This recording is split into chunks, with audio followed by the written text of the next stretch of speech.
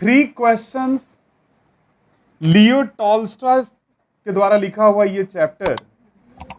Actually Leo Tolstoy जो थे वो एक रशियन राइटर थे। आप किताब में देखेंगे काउंट लेव निकोलविच टॉल्स्टॉय इनका नाम था।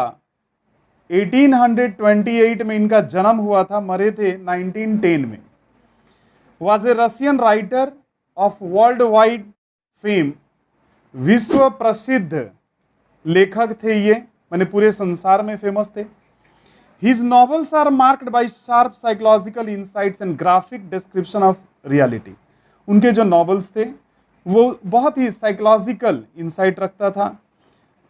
अच्छा, his most noted works are War and Peace. उनके जो लिखे गए किताब हैं उसमें सबसे ज़्यादा फेमस जो किताब था वॉर एंड पीस, 1809 में जो उन्होंने लिखा था।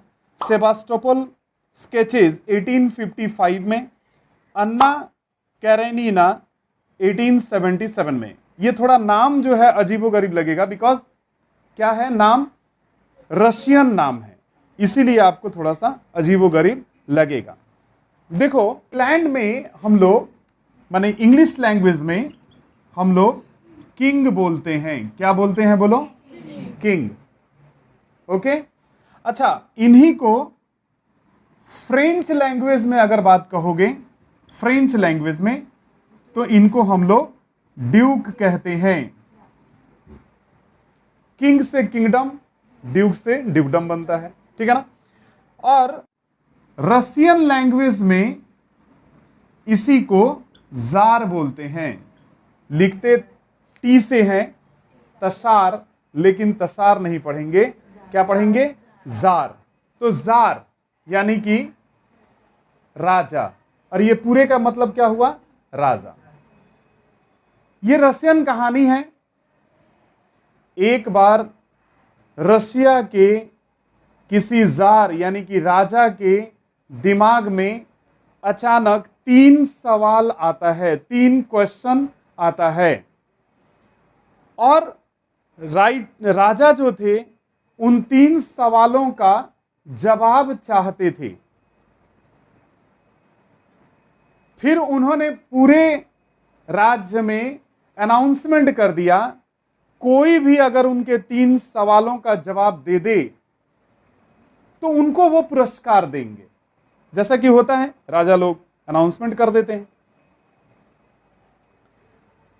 अब बहुत सारे विद्वान लोग आए, राजा को अपना जवाब बताते चले गए, लेकिन उन्होंने क्या जवाब दिया, राजा किससे प्रसन्न हुए, किसको पुरस्कार दिए या नहीं दिए, यही सब चीज हम लोग इस चैप्टर में पढ़ेंगे, जिसका नाम है 3 क्वेश्चन। अब समझ में आ गया चैप्टर का नाम 3 क्वेश्चन क्यों है? क्योंकि राजा के दिमाग में 3 क्वेश्चन आया। आइए हम लोग जानते हैं एक एक करके बातों को। देखो, it once occurred to a certain tsar, किसी राजा के दिमाग में एक बार ये उत्पन्न हुआ, मतलब उनके दिमाग में ये क्वेश्चन उत्पन्न हुआ, that if he always new, और हां, जहां हम अंडरलाइन करने को बोलेंगे वहीं अंडरलाइन कीजिएगा, आगे पीछे अंडरलाइन मत कीजिएगा। हाँ, वर्ड्स मीनिंग आपको लिखना है, लिखिए, लेकिन जहां अंडरलाइन करने को बोलेंगे वहीं पर अंडरलाइन कीजिएगा। सुनिए, that if he always knew the right time to begin everything, काश उनको पता हो सही समय किसी काम को करने के लिए, माने किसी काम को करने का काश उनको सही समय पता हो। If he knew who were the right people to listen to, काश उनको ये पता हो, एंड हुम टू अवॉइड, कि कौन से लोग हैं मेरे लिए इंपॉर्टेंट, कौन से लोग हैं जिनकी बातों को हम सुने और बाकी को अवॉइड करें, यानी अवहेलना करें, मतलब उनके बातों को अनदेखा करें। अबव ऑल, उससे भी बढ़ के बात है, if he always knew what was the most important thing to do, सबसे बड़ी बात है उनके सामने ये भी है कि अगर हमारे सामने कई काम आ जाए तो हम कैसे जाने कि मेरे लिए सबसे इंपॉर्टेंट काम क्या है, ये हम कैसे जाने। He would never fail. हाँ, ये 3 सवाल का जवाब अगर उनको मिल जाए तो he would never fail in anything he might undertake, जिसमें वो कभी फेल नहीं होंगे। अगर वो किसी इस तरह के सिचुएशन में पड़े तो वो शायद कभी फेल नहीं होंगे। इसीलिए इन 3 सवालों का जवाब वो चाहते थे। And this thought having occurred to him, जब ये सवाल उनके दिमाग में आया, he had it proclaim throughout his kingdom, तो उन्होंने पूरे किंगडम में, पूरे राज्य में अनाउंसमेंट कर दिया। प्रोक्लेम्ड यानी कि अनाउंसमेंट करना, that he would give a great reward to anyone, कि वह किसी भी व्यक्ति को पुरस्कार देंगे, हु वुड टीच हिम, जो उन्हें सिखा दे, what was the right time for every action. इसी को अंडरलाइन कीजिए, ये इनका पहला क्वेश्चन है कि what was the right time for every action. ये उनका राइटर माने राजा का सबसे पहला सवाल उनके दिमाग में यही है। इसको अंडरलाइन कर लीजिएगा। क्या है बताइए, क्वेश्चन क्या है, फिर से बोलिए। दूसरा है मतलब क्या, किसी काम को करने का सही वक्त क्या है, सही समय क्या है। दूसरा है and who were the most necessary people, हमारे लिए जरूरतमंद लोग कौन है, मतलब मेरे लिए जरूरी लोग कौन है। ये दूसरा क्वेश्चन है, अंडरलाइन कर लीजिएगा कि who were the most necessary people and how he might know, last वाला, what was the most important thing to do. यहां से what was the most important thing to do, और मेरे लिए इंपॉर्टेंट काम क्या है, मतलब मैं कैसे जानूं कि मेरे लिए इंपॉर्टेंट काम क्या है। समझ में आ रहा है। ये जो है ना उनके दिमाग में यही तीन सवाल आता है, इसीलिए चैप्टर का नाम है 3 क्वेश्चन। ठीक है, अब सुनो। And learned men came to the tsar, अब जितने बुद्धिजीवी लोग थे, विद्वान लोग थे, वो लोग जार के पास आए, but they all answered his questions differently. उन सब ने उनके क्वेश्चंस को अलग अलग जवाब दिया। किसी ने सही जवाब नहीं दिया, लेकिन सब ने अलग अलग जवाब दिया। अच्छा, पहला क्वेश्चन क्या है बताइए। किसी काम को करने का सही वक्त क्या है। सुनिए, in reply to the first question, पहले क्वेश्चन के जवाब में, सम सेड, कुछ लोगों ने बताया, that to know the right time for every action, कि किसी काम को सही समय पर करने के लिए one must draw up in advance, आपको ना एडवांस में ड्रॉ अप करना चाहिए, यानी कि प्लान बनाना चाहिए, यानी कि रूटीन तय करना चाहिए एडवांस में। ए टेबल ऑफ डेज, माने एक दिन का टेबल तैयार कीजिए, मंथ्स महीने का, ईयर साल का, and must live strictly according to it, और आपको उसी के मुताबिक चलना पड़ेगा, है ना। ओनली दस said they could everything be done at its proper time, तभी जाकर के सही काम को सही समय से कर पाओगे।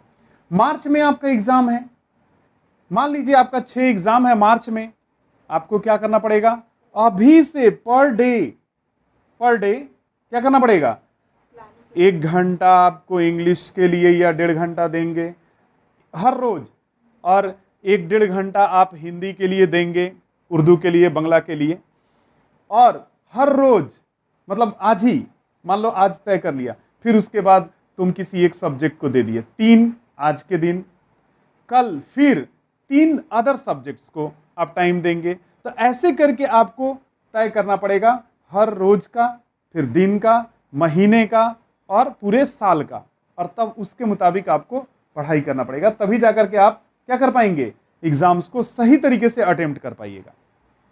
अदरवाइज आप सोचिएगा कि 6 दिन बाकी रहेगा तो 6 सब्जेक्ट पढ़ लेंगे, होगा क्या, नहीं होगा। ओके, सुनो। अच्छा, अदर्स डिक्लेयर्ड, लेकिन कुछ लोगों का कहना था that it was impossible to decide beforehand the right time for every action.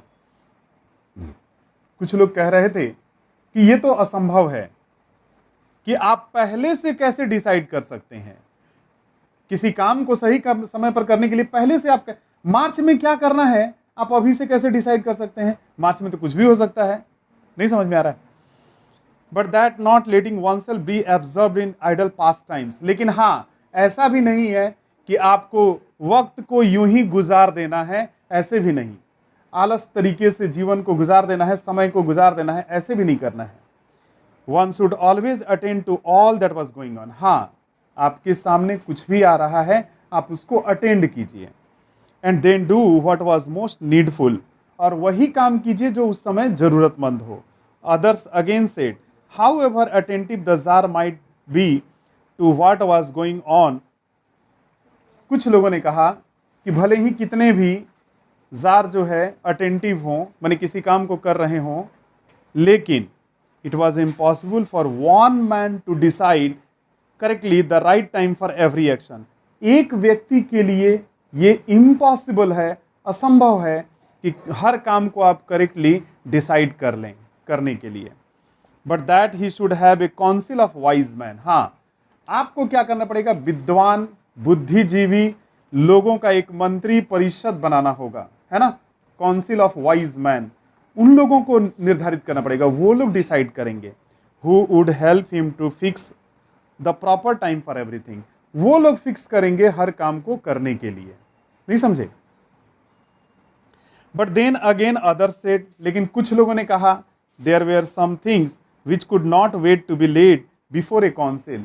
लेकिन कुछ लोगों ने कहा कि बहुत सारी चीजें ऐसी होती हैं जो आप हर चीज मंत्री लोगों से डिस्कस नहीं कर सकते।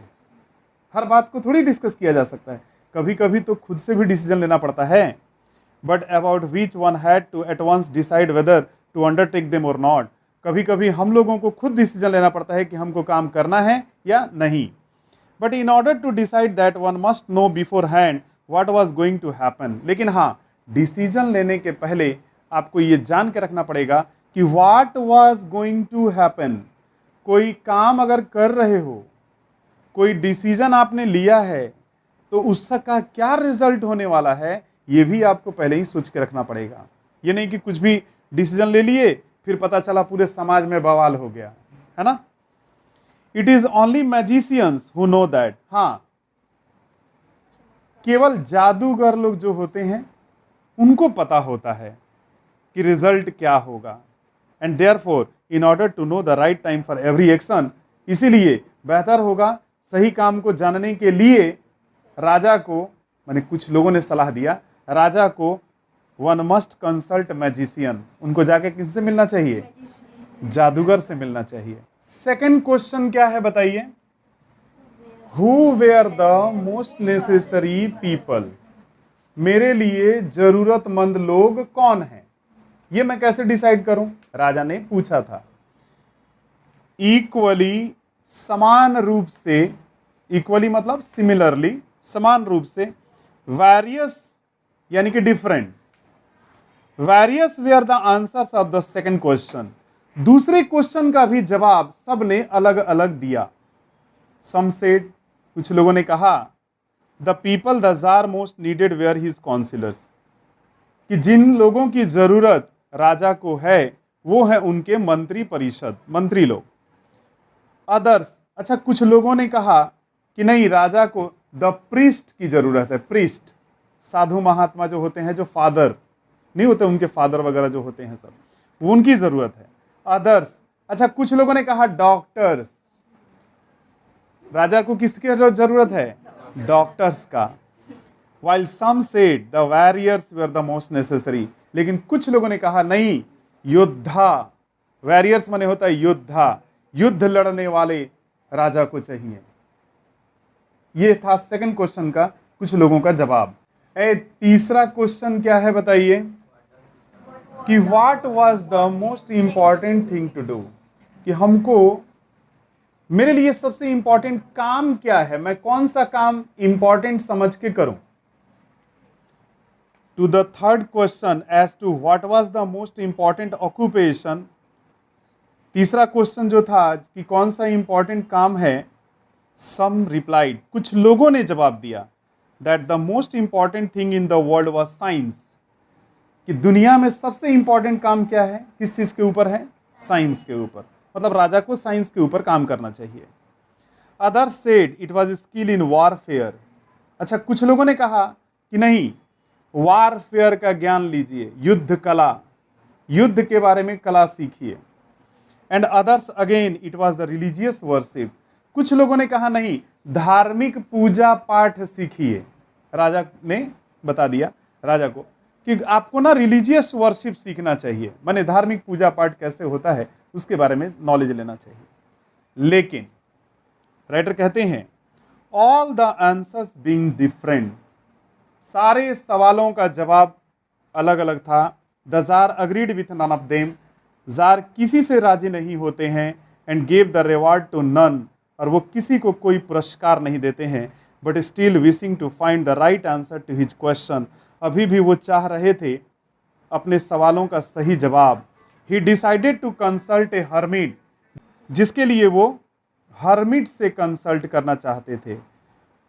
Widely renowned for his wisdom, hermit सन्यासी, साधु महात्मा जो जंगल में रहा करते हैं सब,